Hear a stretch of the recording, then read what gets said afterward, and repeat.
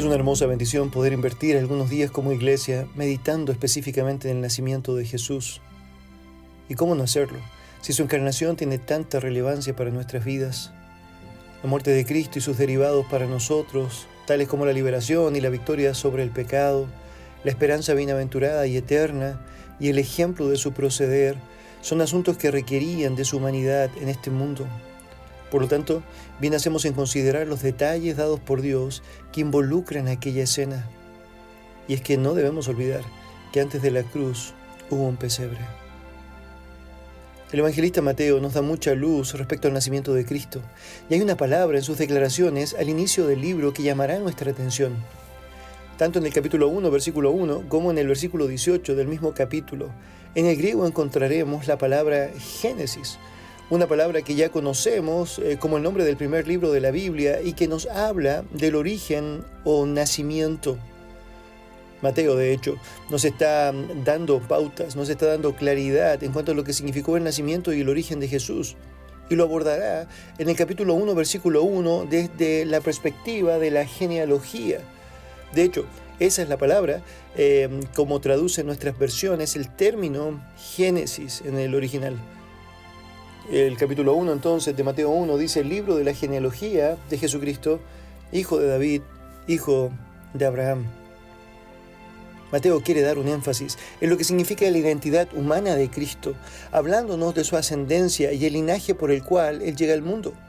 Es evidente que Él quiere sostener todo lo que significa una historia que Dios se ha encargado de elaborar y preservar para que precisamente Jesús pueda llegar a este mundo en todo aquello que implicaba su identidad humana. De la genealogía, debería señalar que Mateo se encarga de darnos un resumen de toda la historia del Antiguo Testamento. Mateo nos muestra 3 divisiones, de Abraham hasta David, de David hasta la deportación en Babilonia y desde la deportación hasta Cristo. De esta manera, la genealogía nos ayuda a ver cómo Dios dirigió la historia para cumplir la promesa establecida de lo que sería la llegada de su Hijo. Recordamos, por ejemplo, que Dios le prometió a Abraham que muchas naciones serían bendecidas a través de su linaje, allá en Génesis capítulo 12. Y Jesucristo sería finalmente aquel cumplimiento perfecto. Y también debemos recordar que Dios le prometió al rey David que levantaría otro rey, pero que sería permanente a través de su linaje, allá en 2 de Samuel capítulo 7, versículos 12 al 16. Realidad que sabemos, Cristo también era el encargado de ejecutar. Por lo tanto, tiene sentido el hecho de que todo comience describiéndose así como la genealogía, el nacimiento, el génesis de Jesucristo, de quien sabemos estaban trazadas todas las promesas y el cumplimiento que habían sido ya elaboradas de parte de Dios hacia Abraham y hacia David. Mateo nos muestra al comienzo de su evangelio que estas promesas de linaje se van cumpliendo y Dios está encargándose entonces de usar a hombres y mujeres para llevarlo a cabo. Y por eso vale la pena cuando pensamos en el nacimiento de Jesús hacer una pequeña reflexión sobre lo que implicó su llegada y cómo Dios mismo soberanamente se encargó de hacer que todo un grupo de personas a lo largo de la historia fuesen los encargados de ser parte, de sembrar de una manera preciosa la genealogía, la ascendencia del Salvador del mundo. Mateo, para llevar adelante la escritura de la genealogía, siguió una práctica común en aquella época y divide la genealogía desde Jesús en 14 generaciones hasta Abraham y David entre David y José, el esposo de María, para llegar a otras 14 generaciones. Mateo, por cierto, no es exhaustivo, como también era algo común. De hecho, era bien común llevar adelante genealogías en donde se mencionaba simplemente aquellas personas que eran más reconocibles, relevantes o importantes dentro de lo que era la historia de una persona.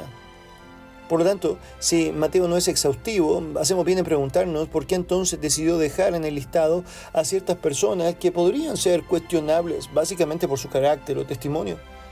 Y aunque podría decir muchas cosas sobre Roboam, Ezequías o Manasés, me parece muy interesante detenernos algunos minutos simplemente para pensar en personas que ni siquiera estaban incluidas dentro de la norma de la genealogía, si estoy hablando específicamente de las mujeres. Por costumbre, eran básicamente los hombres o los cabezas de familia quienes eran establecidos dentro de lo que era esta realidad genealógica. El hecho de que Dios mismo se haya encargado de poner mujeres allí es porque no solamente Él se encarga de no limitarse a escenas culturales cuando se trata de la verdad, pero también porque es evidente que quiere entregar un mensaje.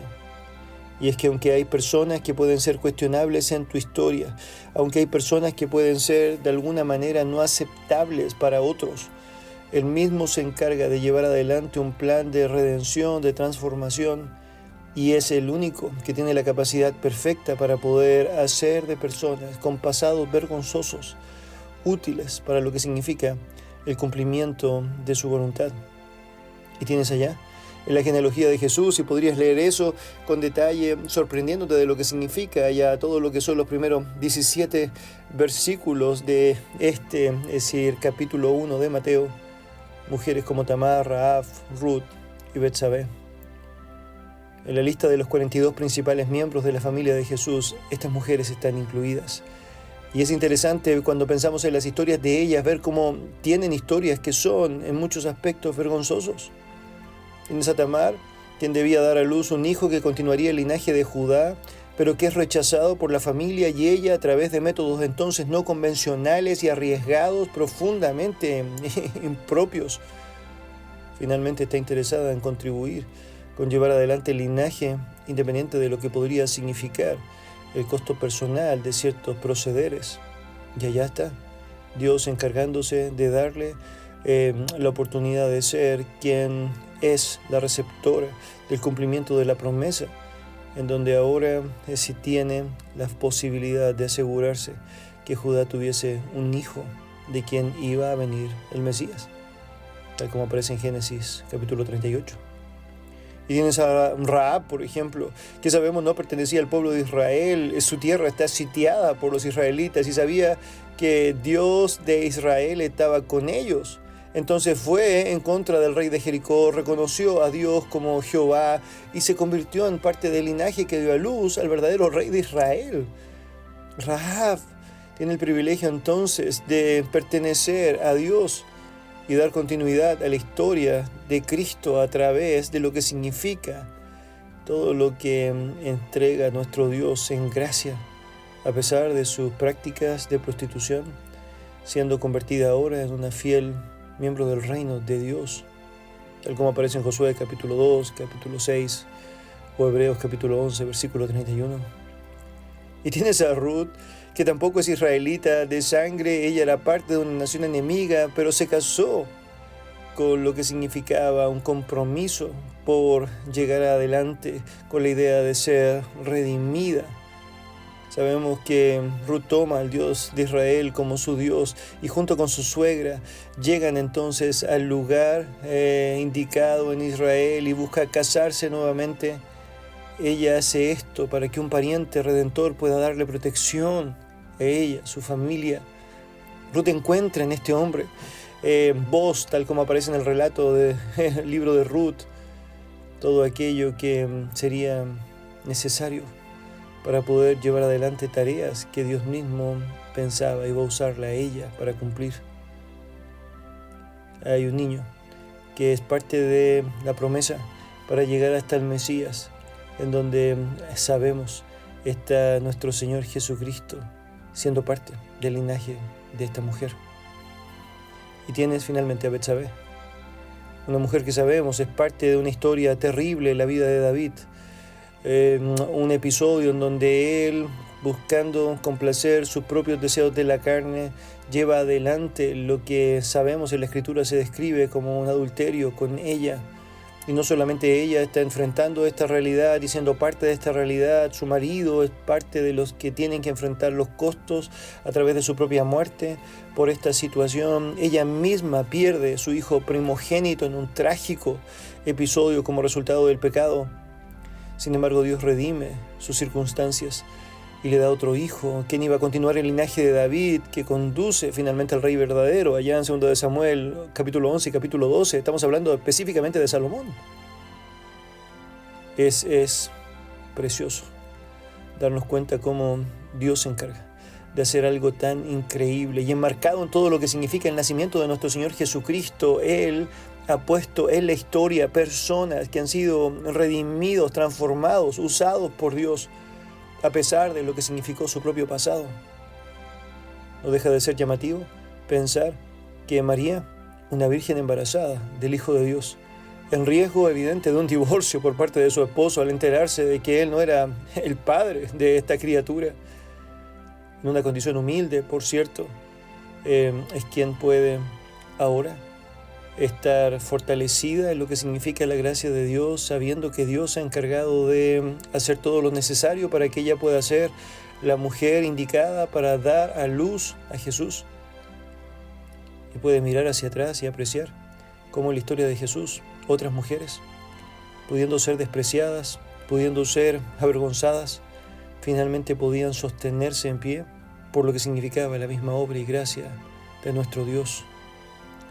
Mis hermanos, cuando pensamos en el nacimiento de Cristo, no podemos obviar el hecho de que Él se está encargando allá de generar todo lo necesario para que el entorno, el contexto y los elementos necesarios para que realmente el Mesías pueda venir sean los indicados. Pero en todo ese proceso soberano, Dios mismo se encargó de mostrar misericordia, compasión y gracia, todo aquello que es tremendamente necesario para que todos aquellos que fueron parte de esta historia y que luego seguirían siendo parte de la historia, pudiesen apreciar que no se trata de ellos, se trata de la obra de Dios en ellos. Y si hay algo que podemos apreciar en esta ocasión de lo que significa la llegada de Cristo a la tierra, es que nosotros tenemos el privilegio de mirarlo a Él, apreciar de lo que significa su propia gracia y obra redentora y ver cómo se trata de Él y no de nosotros. Que el Señor nos permita seguir meditando, aprendiendo y dándole gloria a su nombre por hacer lo que hace y hacernos parte de aquella realidad. Que el Señor les bendiga.